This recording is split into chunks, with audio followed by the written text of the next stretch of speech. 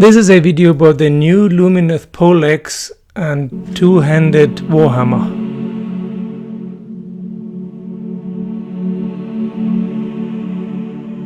Hello, this is 60 Goblins and one brush with another video about the new Lumineth weapon, the two-handed warhammer called Pollaxe.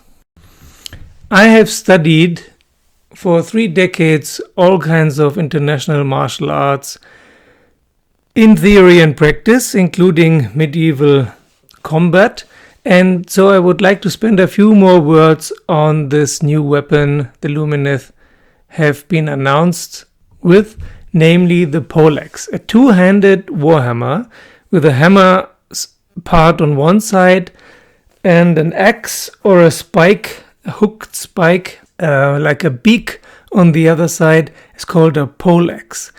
This is not the same pole as in pole arm. A pole arm is a very long weapon on a pole, like a pike or a bill or a halberd or a spear. That is also why, in most cases, spears and so on in Warhammer Age of Sigmar have a reach of 2 inches, which is absolutely right. Same for glaives. So there's a difference, though, between a glaive, a halberd, and a bill on a pike on the one hand, and a pole axe on the other hand. A pole axe or pole hammer, in German called Mordaxt, which means murder axe, in French hache de pas. I have no idea what it's in Italian and Spanish, but I'm sure that there are names for it. Same like in Russian and Polish and so on. There's even a special name for it in Switzerland, Luzerner Hammer, which means hammer of Lucerne. So it was at a time, around the 15th, 16th century, I think, a very popular weapon for heavily armored combatants, mostly noblemen. Although most of these weapons have developed out of agricultural instruments, at some point they were implemented as weapons and very popular and very effective and so on, and you have had to be able to afford one, and the more engravings and stuff and gold, whatnot, the more it indicated that you were a nobleman and a very good fighter. Warhammer is very famous for weapons that are much too large for the persons who wield it, so they're just over-exaggerated, but in this case it's actually not too far from the truth. The pole from the poleaxe is not the pole, the piece of wood, the long stave, but it's the poll, P-O-L-L, which means head.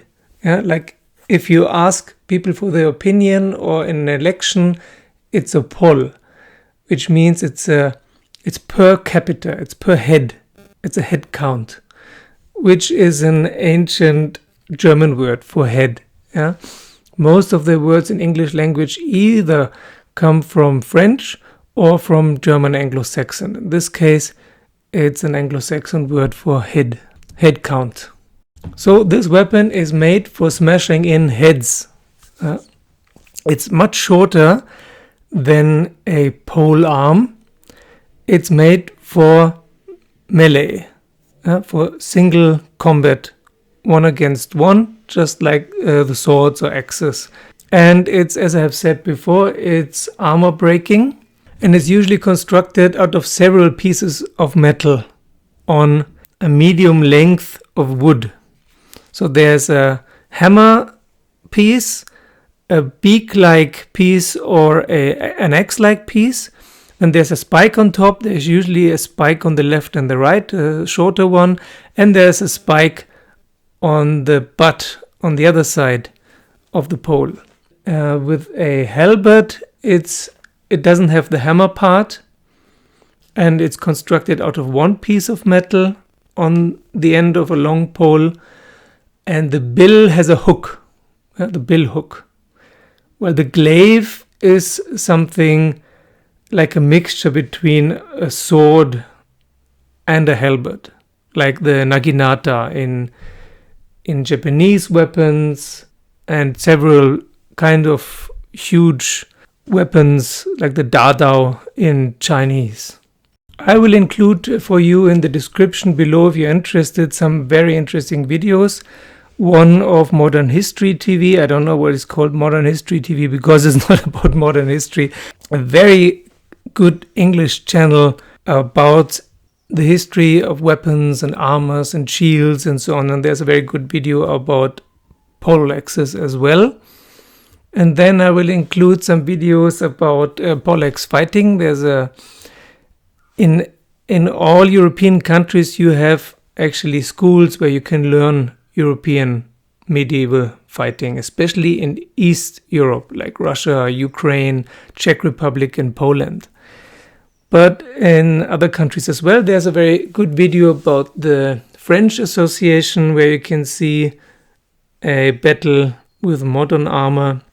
And there are also medieval fighting with real metal armor that weighs, by the way, easily 30 kilos. And you don't have to kill someone by bashing his head in. It's enough, as you can see, to bash them a few times on the helmet and they will go down. They will faint into unconsciousness by the clang of it and the impact. Then there is Buhurt, which is a Russian sport, 5 against 5. Very interesting to watch. It's very realistic. You fight until you go down. If someone is on the floor, he's defeated and you can go on and fight the next one. And there's the Battle of Nations and many other things. In the moment, the Russians are the strongest teams usually. So as you can see, I'm very excited about this new weapon and I think it's fitting very well. Very well. It's a heavy weapon for heavily armored noblemen.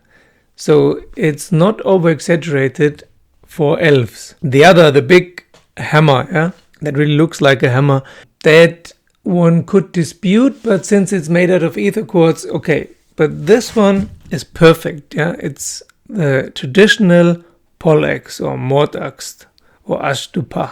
So let's see what the rules will be like. That's actually the only thing that's still missing. There have been so many reveals, but not one war scroll. I hope one of these war scrolls will be revealed very soon. So thank you for watching. Thank you for subscribing and see you very soon. There will be another video today about Hache.